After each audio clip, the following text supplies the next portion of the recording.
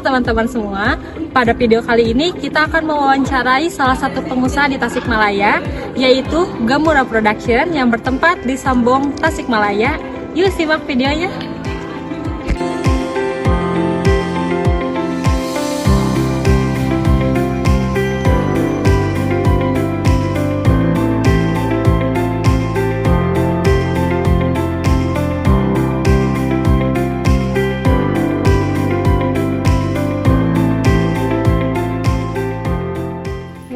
Assalamualaikum Bapak, perkenalkan saya Hadinya dari Prodi S1 Kebidanan Universitas Muhammadiyah Tasikmalaya. Sebelumnya dengan Bapak siapa Pak? Bapak Husni.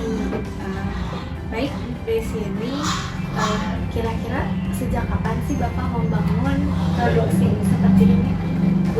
Percetakan ini mah berdiri kurang lebih tahun 98. Udah lama juga ya Pak ya. Kira-kira ada nggak hal yang melatar belakangi usaha ini? Kenapa sih terbentuknya Gamura Production ini Pak? Kalau keluarga ini kan turun temurun ya perusahaannya. Awal mula dari ayah saya. Ayah saya kan dulunya pedagang di Bandung, cuman kebetulan usahanya nggak ketemu, bangkrut tahun 97, pulang ke Tasik. Kemudian di sini melihat potensi banyak produksi rumahan ya, kayak produksi sandal, kerudung. Lalu kebetulan ada saudara yang buka percetakan, ya kami direkrut. Awal mulanya memang belajar, kemudian mendirikan. Bapak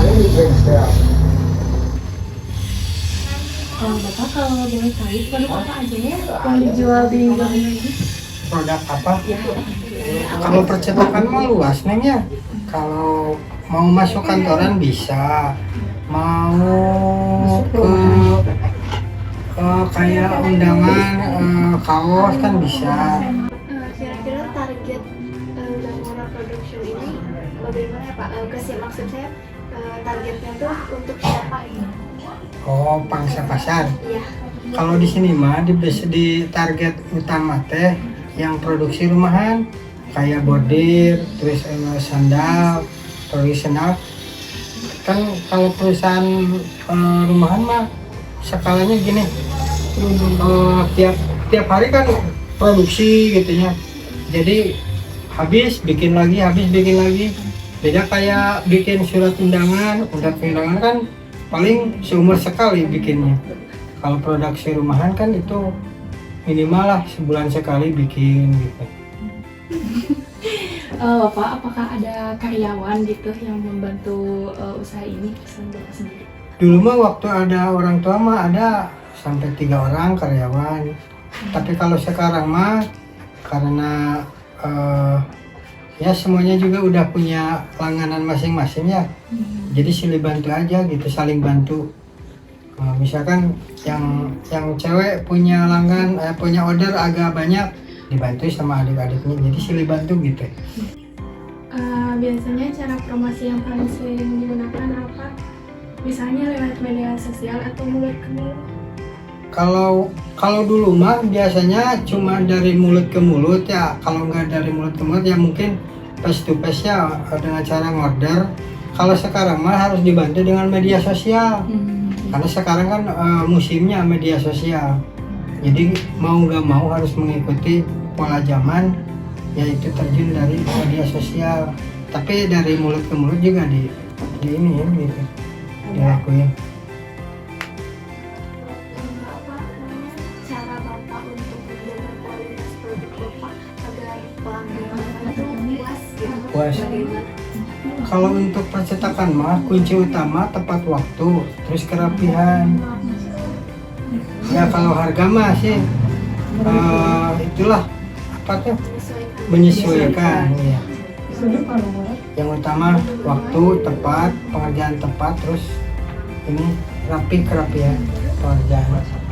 Kalau menurut Bapak perbedaan usaha gamura Bapak dengan usaha yang lainnya, percetakan yang lain itu kira-kira apa ya? Perbedaannya Yang cerita. kalau di Gamurama mungkin karena sekarang nggak ada karyawan ya, jadi semuanya juga ini teh punya order masing-masing, jadi yang namanya nggak punya karyawan jadi nggak terbatas waktu, mau kerja malam mau kerja siang kerja terus. Beda kan kalau punya karyawan, kalau karyawan mah kerja malam itu pasti otomatis harus bayar lembur. Yang bedanya dari Gamura itu. Bapak, mungkin tantangan apa yang Bapak sama Gamura Production ini alami gitu? Kalau tantangannya sekarang kan eranya digital ya, itu perusahaan-perusahaan besar yang punya mesin-mesin percetakan itu sekarang turun order ke lapangan gitu.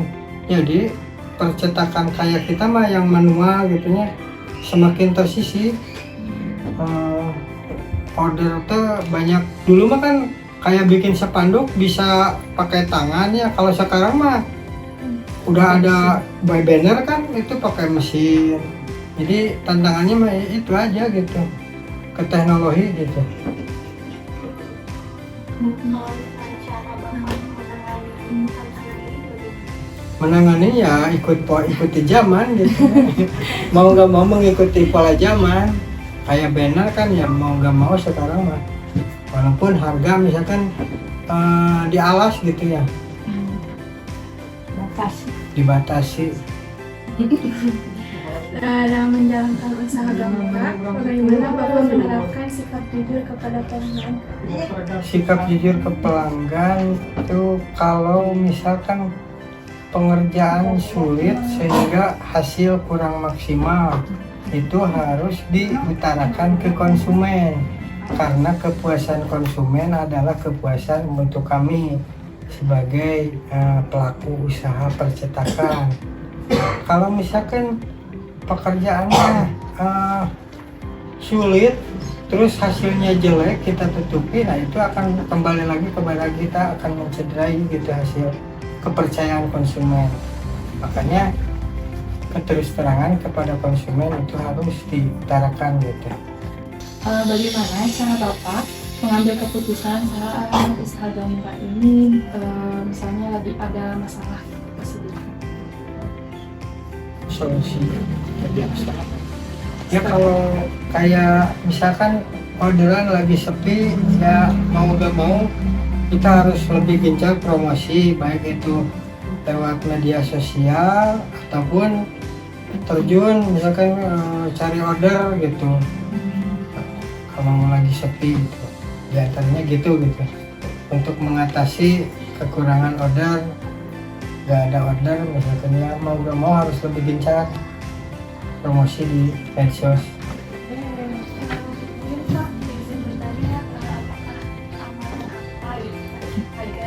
Gamura Production ini dari awal sampai sekarang bisa ada Gamura Production ini tuh amalan apa sih yang Bapak sama keluarga Bapak lakukan? Kalau amalan mah gak ada Neng, paling sholat aja gitu. Kalau amalan ada tapi gak sholat 5 waktu mah percuma gitu. Sholat aja jangan sampai terlewat ya. Sholat ya itu juga mungkin lah sedikit berdoa gitu. Tapi yang utama mah sholat, menjaga sholat aja. Kalau sholat beres, insya Allah hidupnya juga beres gitu. Apa harapan Bapak terhadap perkembangan usaha ini di masa depan? Kalau harapan mah banyaknya, ingin percetakan lebih besar gitunya, punya mesin-mesin digital, ya mudah-mudahan seiring waktu bisa tercapai gitu.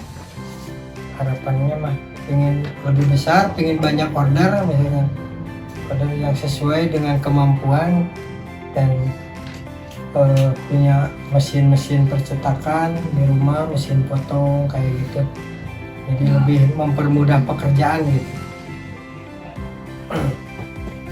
Bapak, apakah Bapak bisa memberikan saran gitu bagi kita mahasiswa apabila kita mau mulai usaha gitu? Sarannya seperti apa?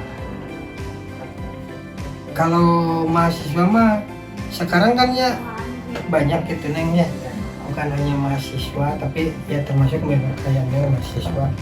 Banyak kan sekarang mah zaman digital, zaman ini ya, zaman media online kan, itu anak-anak Gen Z mah pasti lebih tahu gitu.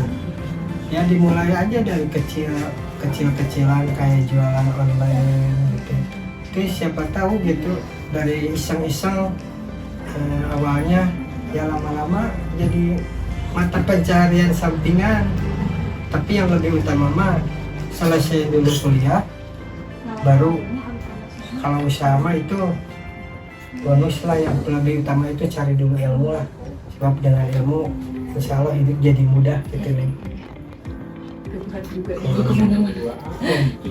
Apalagi kalau Bang Sabidan makan pastilah insya Allah selama di Indonesia ibu-ibunya melahirkan pasti itu bidan dibutuhkan. Kayak guru, selama ibu-ibunya melahirkan guru bidan itu pasti dibutuhkan.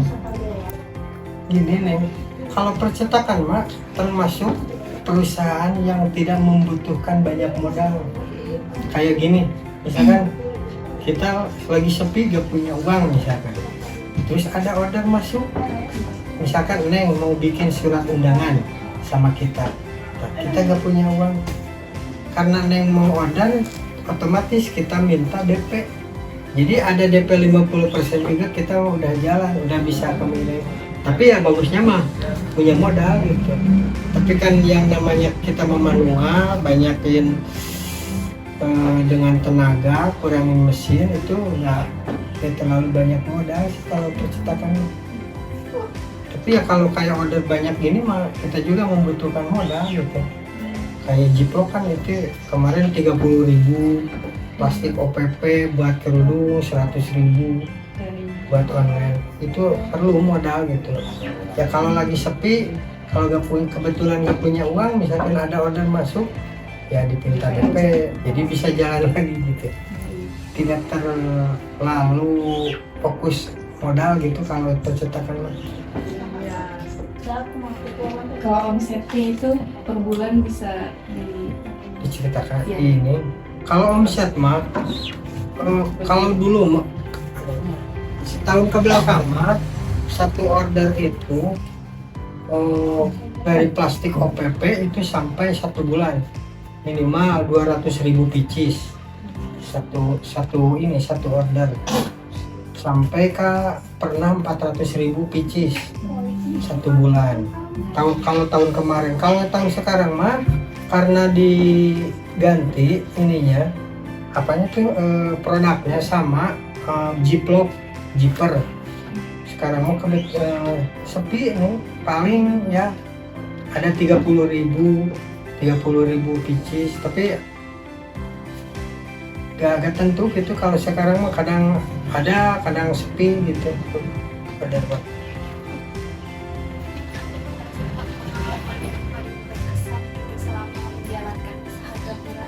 Oh, kalau untuk saya pribadi, kalau saya mah dari bujangan kan ya, selepas karena dulu mau kuliah nggak bisa, saya mah langsung terjun jadi percetakan di Karangmega.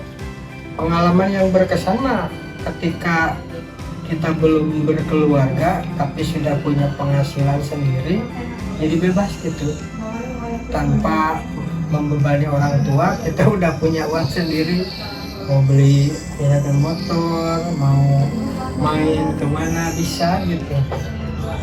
Semuanya ini di sini dari bujangan gitu. Udah punya modal, sebelum nikah udah punya. Tapi sekarang mah udah pada nikah. Yang ngebedain mah cuman orang tuanya aja. Enggak man. Ini mah kan orang tuanya dagang gitu, yang paling besar. Kalau yang lain mah di sini. Mungkin Bapak cukup bercerita ini dari saya dan rekan-rekan saya. Terima kasih ya Pak atas kerjasamanya. Semoga wawancara ini bermanfaat untuk kita, untuk Bapak juga, untuk teman-teman semuanya. Mungkin cukup sekian. Terima kasih Bapak. Ya.